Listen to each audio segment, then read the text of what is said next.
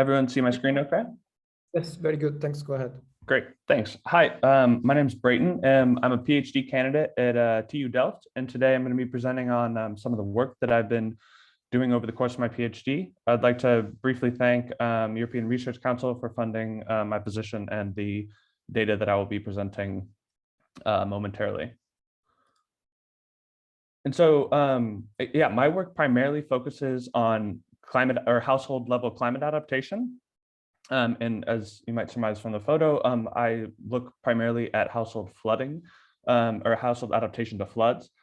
And today I'm going to be talking a bit about what drives households or what's motivating households to take these actions. What is some of the past work that's been done on this, and then what we've been able to, or what we've done in the past 3-4 years. And then also I'll be zooming in a bit more in on the actual adaptation actions that households take, and looking at their connectivity between the adaptation actions. So first off, back in 2019, we did an exhaustive search in English for all previous work that had dealt or used surveys to explore household adaptation to floods. And what we found was the dots on this graph on the left represent the number of surveys or a individual survey or paper on household flood adaptation. For the purposes of this presentation, you can ignore the colors. But what we found was that the majority of these surveys were being conducted in wealthier countries, so predominantly Europe and North America. And yet, despite this extreme global north bias in literature, in many of the other papers that were discussing household flood adaptation or using them in models, they were treating all the factors motivating household action as universal. And so this was really interesting to us because we were unsure, like, can household or the factors driving household adaptation, or can household behavior be extrapolated from these generally wealthier countries, Europe, North America, to the rest of the world, where much less research and data existed. And so this motivated us when we were designing our own survey to include, to both survey countries in the global north for comparative purposes, but then also include areas that had received previous or less previous attention in the survey literature. And so in April 2020, we launched a longitudinal survey with follow-up surveys every 6 months. Today, I'm just going to be presenting on the first wave, but I would be more than happy to talk with you guys afterwards. Anyone who's interested about what we're working on the longitudinal part of that. But yeah, so we launched a survey in the United States, in the Netherlands, in China, and in Indonesia. And we trace a number of different factors. Today, I'm going to be primarily focusing on behavioral adaptation and what's motivating households to take different adaptive actions. Before I delve into the factors on what's driving adaptation actions at the household level, I want to briefly talk what is household adaptation. For the purpose of this presentation, I haven't included insurance, so it makes it, there's 2 categories of adaptation that we focus on and that I'll focus on here. There's high effort measures, which can involve everything from raising your house, waterproofing your windows, doors, your pipes. So generally more time and financially intensive structural measures. And then we also, in our survey, look at households reporting taking lower effort measures. And so these can vary from purchasing sandbags, having an emergency preparedness kit, generally lower cost and lower time investment non-structural measures. And to explain or help explain why households would take either of these actions, we look at a number of different factors that might be driving households to take high or low effort measures. And these can vary from factors like threat appraisal. So what is the household's perceived risk? How worried are they about flooding? We also look at, the capacity to cope with a flood, if they've experienced a flood before, or if they have taken any previous action. We use normal background and socioeconomic variables, and then we also include in our models belief variables. So does the household believe in climate change?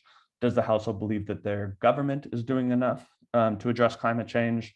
And then finally, we also look at the influence of households' peer groups, the information that they're reading on social media, and the general media as well.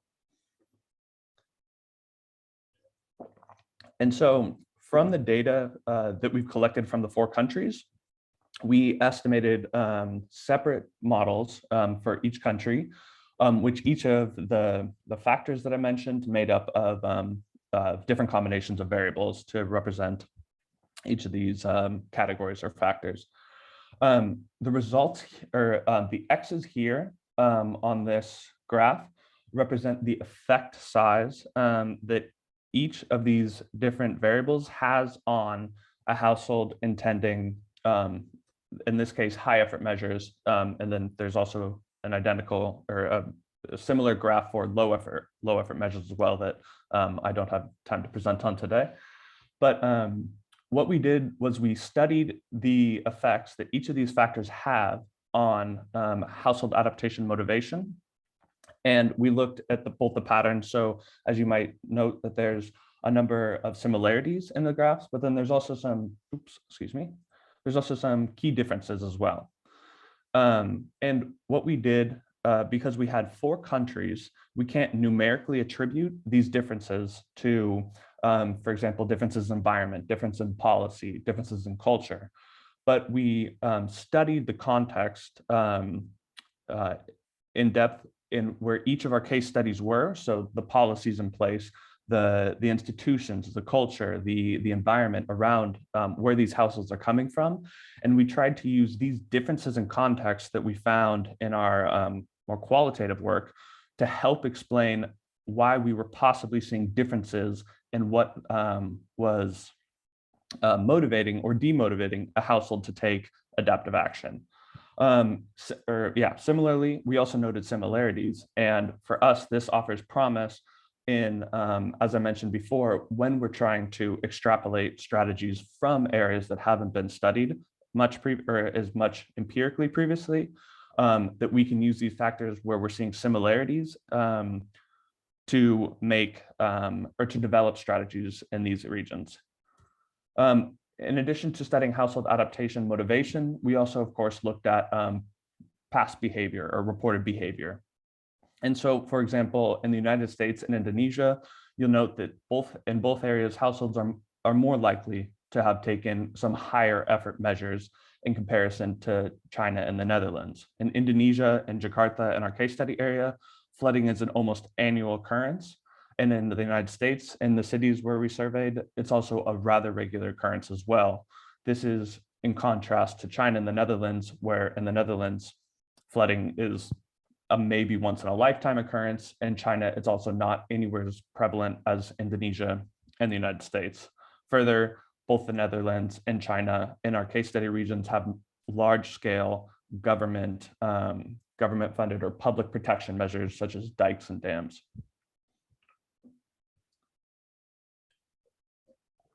And so now I want to jump to a different research project where instead of focusing on the factors motivating adaptation, we zeroed in more on the adaptation actions themselves.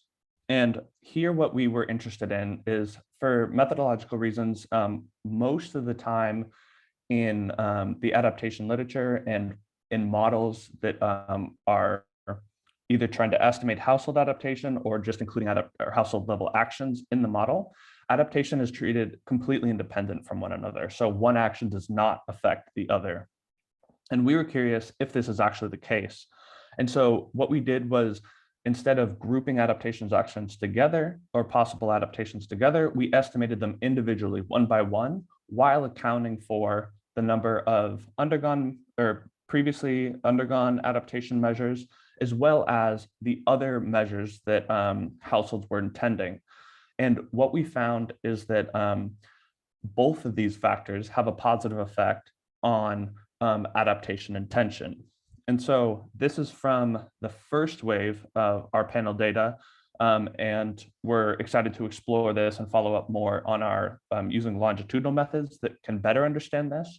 However, from our findings here, we've surmised that adaptation actions might not actually be independent of one another, as is often modeled or presumed. And this would have implications for household adaptation diffusion. So in the literature, there might, they're often modeled as independent, and based on this independence, a certain time scale is given.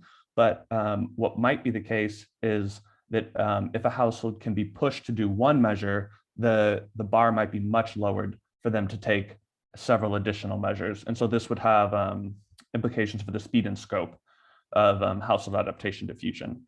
And simply reput, households that have adapted intend fewer measures, but are more likely to intend a given specific measure.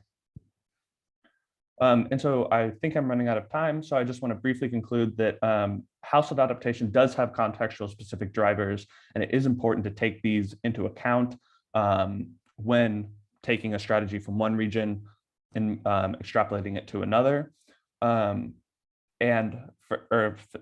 Second, household adaptation actions might not be independent one another, and as is often modeled and presumed or discussed in the literature.